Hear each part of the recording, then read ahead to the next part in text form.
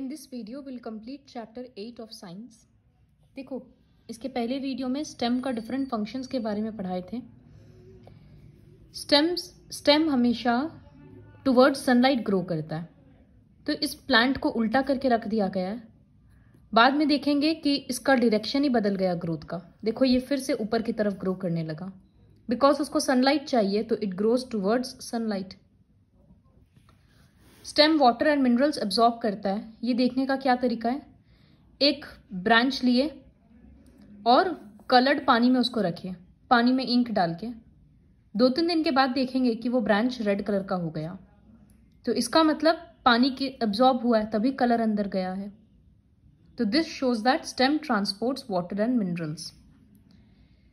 अब हम लोग पढ़ेंगे, जैसे रूट्स का मॉडिफिकेशंस के बारे में पढ़े थे, तो ठीक उसी तरह से किसी प्लांट्स में स्टेम्स भी स्पेशल फंक्शंस परफॉर्म करता है। इस टाइप के स्टेम्स को मॉडिफाइड स्टेम्स बोलते हैं। तो किसी प्लांट में स्टेम्स फूड स्टोर करता है, जैसे जिंजर, पोटैटो, और ये सब जनरली अंडरग्राउंड ही रहता है, ऊपर सिर्फ फ्लावर्स और लीव्स दिखता है। However, it is a stem as it has nodes, internodes, scale leaves। तो वो रूट क्यों नहीं हुआ, क्योंकि उसके अंदर नोड्स, इंटरनोड्स सब कुछ प्रेजेंट रहता है। किसी प्लांट्स में स्टेम्स सपोर्ट प्रोवाइड करता है, जैसे पी, ग्रेप्स, जिसका स्टेम बहुत वीक होता है, तो see they are supported by thin long spring like structures, जिसको टेंड्रिल्स बोलते हैं। तो ये सब सपोर्ट प्रोवाइड करता है। किसी दूसरे ब्रांच के अराउंड कॉइल हो जाएगा, तो प्लांट को सपोर्ट मिल जाएगा। और किसी प्लांट में स्टेम फूड प्रोड्यूस करता है, क्योंकि वो ग्रीन कलर का होता है, तो खाना बनाता है फोटोसिंथेसिस के थ्रू। जैसे कैक्टस, लीव्स तो है नहीं, लीव्स के बदले थॉर्न है, तो फिर यहाँ पर स्टेम फोटोसिंथेसिस करता है। इस तरह का स्टेम बहुत फ्लैशी होता है। So these are the 3 various modifications of stem. Next structure of plant is leaf. Green colour का स्ट्रक्चर होता है leaf. It grows on the shoot at a node. Stem में जहां पर लीफ ग्रो करता है उसको नोड बोलते हैं। A typical leaf has an expanded flat part called leaf blade। ये जो पूरा पत्ता का एरिया है, इसको लीफ ब्लेड बोलते हैं, ऑल्सो नोन एज लैमिना। तो ये पूरा ग्रीन एरिया को लैमिना भी बोल सकते हैं।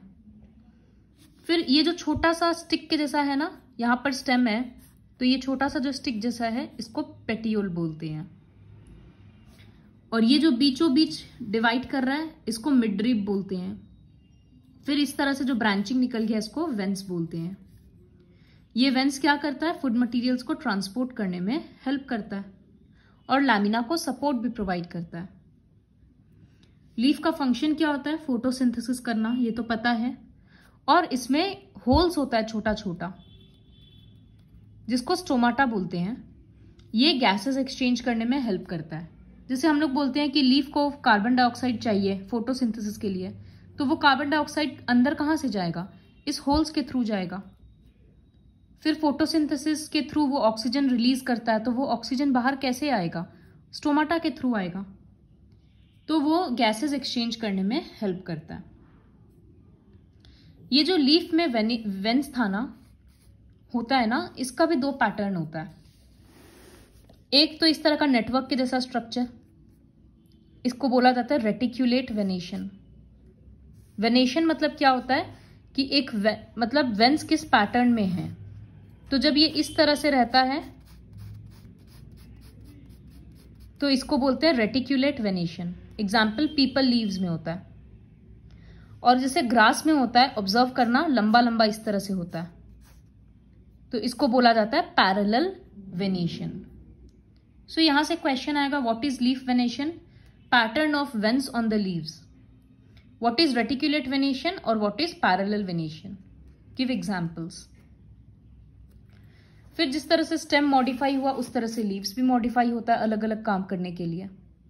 तो एक मॉडिफिकेशन है लीफ स्पाइन, जहां पर पत्ता स्पाइन्स बन जाता है, ताकि ये ग्रेजिंग एनिमल से प्रोटेक्ट कर पाए। अब कैक्टस में इतना थॉर्न्स है, तो कोई एनिमल इसको खाता नहीं है। दूसरा, लॉस ऑफ वाटर प्रिवेंट करने के लिए, क्योंकि बहुत गर्मी की जगह में पानी का तो ऐसी प्रॉब्लम है। अब स्टोमाटा से भी अगर पानी निकलते जाएगा वाटर वेपर के फॉर्म में तो प्लांट का तो लॉस है ना, इस वजह से लीफ स्पाइंस होता है। ये दो काम के लिए। फिर पिक्चर प्लांट का जो लीफ होता है पिक्चर के जैसा, एक घड़ा के जैसा ये काम करता है। इसके अंदर इंसेक्ट घुस जाता है तो वो फंस जाता है और पिक्चर प्लांट एक सब्सटेंस रिलीज करता है, एक लिक्विड, जिसके कारण वो इंसेक्ट डाइजेस्ट हो जाता है। तो इंसेक्टिवोरस प्लांट्स में होता है लीफ पिक्चर। लीफ टेंड्रिल मतलब टेंड्रिल जहां जहां रहेगा मतलब कॉइल्ड पोर्शन। तो इस तरह से ये कॉइल्ड रहता है, ये प्लांट को ऊपर की तरफ बढ़ने में हेल्प करता है। Next, leaf modified as a reproductive organ. ये हम लोग क्लास 5 में भी पढ़े थे।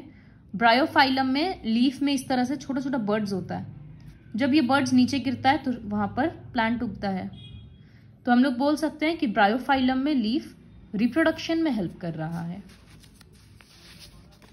So these are the various leaf modifications. Next is flower. Flower plant का कलरफुल पार्ट है, अट्रैक्टिव है। साइज, कलर, स्मेल, ये सब अलग अलग फ्लावर का अलग अलग होता है। फ्लावर का जो अलग अलग पार्ट्स है उसको वर्ल्ड्स बोलते हैं, वर्ल्ड्स और स्ट्रक्चर्स। तो फ्लावर का कितना वर्ल्ड्स है? 1, 2, 3, 4 और 5। पहला वर्ड है सेपल। ये जो ग्रीन कलर का होता है ना फ्लावर्स के नीचे, इसको सेपल बोलते हैं। जब तक एक फ्लावर पूरी तरह से ब्लूम नहीं होता है, खिलता नहीं है, तब तक ये सेपल उसको प्रोटेक्ट करता है। So it protects the bud before it blooms. Next है पेटल्स। फूल के पत्ता को पेटल्स बोलते हैं। क्या करता है ये? कलरफुल होता है तो इंसेक्ट्स को अट्रैक्ट करता है और इससे अच्छा अच्छा स्मेल भी आता है। जब इंसेक्ट्स आएगा तो पॉलिनेशन होगा। तो ये पेटल्स का फंक्शन होता है कि it attracts insects which help in pollination. फिर stamen. These form the third ring and are the male part of the flower. जैसे ह्यूमन बींग्स में मेल फीमेल होता है, उसी तरह से फ्लावर में भी मेल फीमेल होता है। तो ये मेल पार्ट है और थर्ड रिंग है, मतलब ये फर्स्ट रिंग, सेकेंड रिंग और third ring. Each stamen has a bag-like structure called anther. ऊपर में एक बैग के जैसा स्ट्रक्चर होता है जिसको एंथर बोलते हैं, और लंबा एक स्टिक होता है जिसको फिलामेंट बोलते हैं। सो this is anther and this is the filament. ये दोनों मिलाकर बनता है स्टैमेन। क्या काम होता है? एंथर में पॉलन ग्रेन्स होता है, तो इंसेक्ट इसके ऊपर आकर बैठता है, उसके बॉडी में पॉलन ग्रेन्स चिपक जाता है, फिर वो दूसरे प्लांट पे बैठेगा तो वहां पर पॉलन ग्रेन्स गिर जाएगा। तो एंथर का फंक्शन है it stores pollen grains, produces and stores. Filament का क्या काम होता है? एंथर को खड़ा रखने में हेल्प करता है, सपोर्ट प्रोवाइड कर रहा है। सो ये एंथर और फिलामेंट का फंक्शन हुआ। फोर्थ रिंग है पिस्टल या फिर कार्पल। ये फ्लावर का फीमेल पार्ट है। इसका 3 हिस्सा होता है, स्टिग्मा, स्टाइल एंड ओवरी। देखो ये ऑरेंज वाला पोर्शन एंथर है, फिर ये फिलामेंट है, एंथर फिलामेंट। तो हिबिस्कस एक ऐसा फ्लावर है जिसमें मेल और फीमेल पार्ट दोनों होता है, इसीलिए इस फोटो को दिया गया है। तो मेल पार्ट के बारे में तो समझ आ गया, anther filament. Female part stigma ऊपर में, ये जो लाइन जैसा है इसको बोलते हैं स्टाइल। तो ये स्टिग्मा, फिर स्टाइल, और ये एक नीचे में बल्ब के जैसा स्ट्रक्चर बन जाता है जिसको बोलते हैं ओवरी। सो बीच वाला स्टाइल एंड ये स्टिग्मा। तो तीनों का क्या फंक्शन है? स्टिग्मा के ऊपर पॉलन ग्रेन्स आकर गिरता है तो it receives pollen grains. Style का क्या फंक्शन है? स्टिग्मा को सपोर्ट प्रोवाइड करता है। और ओवरी का क्या फंक्शन है? ओवरी के अंदर छोटा छोटा बॉल के जैसा स्ट्रक्चर है जिसको बोलते हैं ओव्यूल। तो वो पॉलन ग्रेन इसके अंदर आएगा और यहां पर फर्टिलाइजेशन होगा, मतलब वो मेल सीड फीमेल सीड के साथ मिलेगा और एक नया प्लांट के लिए सीड फॉर्म होगा। तो ये होता है फीमेल पार्ट का फंक्शन। Just a minute.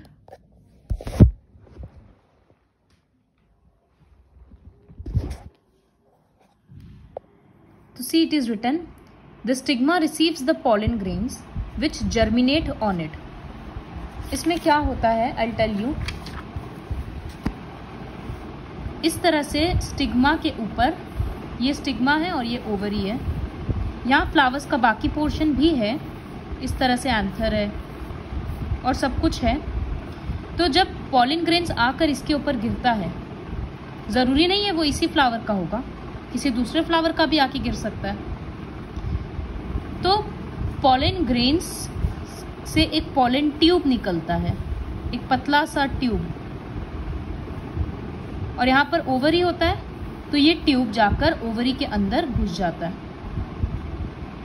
तो इस ट्यूब के अंदर से मेल सेल जाता है, मेल सेल अंदर घुसता है और वो ओव्यूल के अंदर चला जाता है। ओव्यूल के अंदर ऑलरेडी फीमेल सेल प्रेजेंट होता है, तो ये मेल और फीमेल सेल मिलकर फ्यूज हो जाता है और प्रोसेस को बोलते हैं फर्टिलाइजेशन। फिर इसी से धीरे धीरे डेवलपमेंट होकर सीड बनता है। ओके, सो ये पूरा बात यहाँ पर लिखा हुआ है। पेडिसल क्या है, जिस तरह से लीफ अटैच था पिटियोल से, ठीक उसी तरह से फ्लावर अटैच्ड होता है पेडिसल से। वो फ्लावर को सपोर्ट प्रोवाइड करता है। It is a small stalk that attaches single flower to the inflorescence और क्लस्टर ऑफ फ्लावर्स। एक फ्लावर या इस तरह से अलग अलग फ्लावर्स निकला हुआ रहता है।